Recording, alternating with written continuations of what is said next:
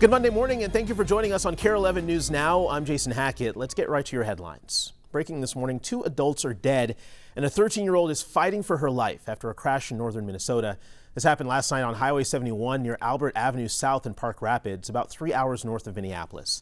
Officials say a woman and the 13-year-old were traveling south on 71 when a man driving a Ford F-150 crossed the center line, colliding with them head-on. Officials do suspect alcohol was involved. The man also died. He had a 5-year-old in the car, but that child is expected to be okay. Relief is on the way for TSA agents. Paychecks are being sent out this morning to thousands of employees, but travelers could still see some long lines and ICE agents at airports nationwide. Audrey Russo is at MSP with where the shutdown stands. Yeah, TSA workers say they haven't been told if this executive order applies to all workers and how long the funding will last.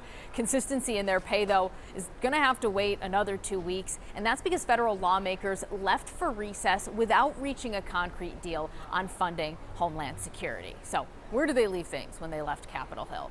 The Senate passed a bipartisan bill funding all of DHS except for ICE and Border Patrol.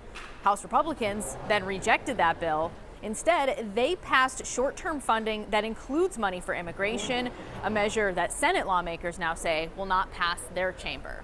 We had a bill that we passed through the Senate unanimously, a bipartisan piece of legislation that sits over at the House of Representatives. If that bill went for a vote on the floor of the House of Representatives, it would have passed. We're not going to split apart 2 of the most important agencies in the government and leave them hanging like that. We just couldn't do it. So you can see that back and forth continues. As for things here at the airport, the lines to get through security here in Terminal 1 are very, very short. That has obviously not been the case at other airports across the country. Now, a former administrator for TSA says that even if staffing returns to normal today, it still could take a couple of weeks for things to return to normal and for the lines to get back down to the normal waiting time at airports in the United States. Back to you. Audrey, thank you very much. An update this morning on the war in Iran. President Trump says he's considering seizing Kare Island, a key oil terminal responsible for 90% of Iran's oil exports. In an interview with the Financial Times released just a few hours ago, the president said his, quote, favorite thing would be taking Iran's oil. Meanwhile, Trump says Iran has agreed to most of the U.S.'s demands to end the war. Iran, meanwhile, hasn't responded to the president's claims. Now, that war showing no signs of slowing down. New video this morning from Israel shows thick black smoke rising from an oil refinery there after debris from missiles hit it. Rescue teams on scene say the refinery took a direct hit. Right now, there are no injuries being reported from that strike. Thousands of people gathered at the Vatican for Pope Leo's first Palm Sunday Mass. A procession of cardinals, bishops, and crowds carrying palms and olive branches kicked off the celebration. Pope Leo spoke strongly against war, saying God rejects the prayer of world leaders who wage war. Brothers and sisters, this is our God, Jesus, Prince of Peace, who rejects war, whom no one can use to justify war. He does not listen to the prayers of those who wage war, but rejects them, saying, even though you make many prayers, I will not listen. Your hands are full of blood. Now, he also rejected attempts to co-opt God as a justification for war. His remarks contrast those of U.S. Defense Secretary Pete Hegseth, who has quoted scriptures to suggest God supports the war in Iran. Just in this morning, President Trump is backing off the U.S. blockade of oil into Cuba. Russian state news says a tanker from Russia arrived in the island this morning. Russian officials say U.S. officials knew about the shipment. President Trump confirming that a tanker was heading that way. He says, quote, if a country wants to send oil into Cuba right now, I have no problem. He cited the humanitarian crisis happening there as a reason why. Well, this morning we're learning more about the next No Kings event. Organizers are calling for a nationwide day of action on Friday, May 1st, meaning no work, no school, and no shopping. This comes after a record-breaking rally this weekend, setting records for the largest one-day nonviolent protests in American history. Organizers say nearly 80 million people joined in nationwide. In St. Paul, nearly 100,000 people marched to the state capitol to hear speeches from celebrities and political leaders.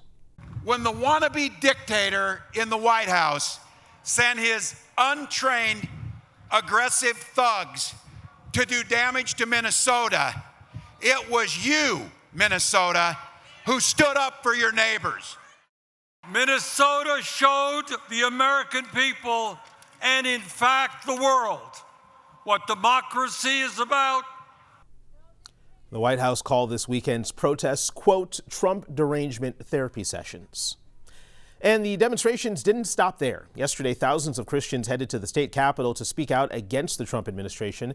Organizers tell us similar rallies were held in 17 other states. What our current federal government's objective is in showing that kind of chaos and cruelty and harm is so counter to what we're called to do as Christians. In our scriptures, we are called to welcome the stranger, and it literally is about welcoming the foreigner. Heads up, if you drive on 394 in St. Louis Park, MnDOT has closed the eastbound ramp to Xenia Avenue and Park Place this morning to begin construction. It will stay closed through September. It's one of many road projects, though, that will impact your commute across the metro. Meg McPherson is here with more. So starting next month in Blaine, a nearly $200 million project, this is a bird's eye view of it here, to improve safety and reduce congestion along Highway 65. The goal of this project is to transform the highway into more of a freeway with new interchanges between 97th Avenue and 125th. MnDOT expects this project to take 4 years to complete. And meanwhile, south of Blaine, a major disruption is coming to Highway 280. Crews will begin work on April 13th with road, lane, and ramp closures. The northbound lanes will shut down first, followed by southbound later in the month. So in all, this means a full closure of Highway 280 between I-94 in St. Paul and 35W in Roseville. It is expected to reopen in both directions in late August. And another note for St. Paul drivers, new impacts on I-35E. You'll starting at C in mid-April, you'll start to see on Shepherd Road, it will be closed between Lexington Parkway and Otto Avenue as crews replace the aging I-35E bridge. You can find details about all of these upcoming projects on MnDOT's website. Back to you. This morning, the Minnesota sports world is mourning two local legends. U of M Wrestling announced last night their former head coach Jay Robinson has died. Robinson led the wrestling team for 3 decades, leading them to 3 NCAA championships. He himself was inducted into the National Wrestling Hall of Fame in 2005. But in 2016, he was fired as the head coach at the U during a drug probe targeting the wrestling team. Robinson was 79 years old. This all comes as the Vikings also announced yesterday Joey Browner died. The Viking great played for the team for 9 years and was a 6-time Pro Bowler. He's the highest drafted safety in franchise history and a 4-time first-team All-Pro during his playing career. The Vikings did not say how he died, but we do know he was recently battling some serious health issues. Browner was 65 years old. This morning, Minnesota's largest food bank is celebrating a massive donation. Take a look at this. Land O'Lakes donated 40,000 pounds of mac and cheese to Second Harvest Heartland that will be shipped to food shelves across the state. It's part of a pledge made by the company to donate 1 ton of food for every point scored by the Vikings during their game against Green Bay back in January. Our macaroni and cheese products are specifically designed to benefit food shelves, and so excited to give to our local communities through Second Harvest Heartland.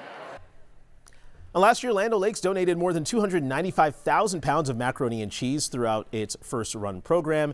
That's enough to fill 20 semi-trailers.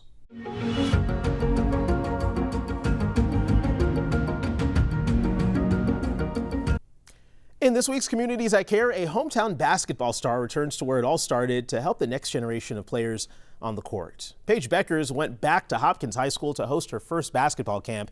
It gave kids in grades 6 through 12 a chance to learn from her, work on their game, and just have a lot of fun. She was joined by some other coaches you may have heard of, including Lynx star Nafisa Collier and former Golden Gopher Rachel Bannum. I mean, you see it in the WNBA now, and just it's getting better and better. And so, if we can get it starts with the younger generation of getting people better. So it's just always good to come back home. Meanwhile, the WNBA season tips off on May 8th. Good to see Paige back home. Stick with us. More news and weather coming up right after the break.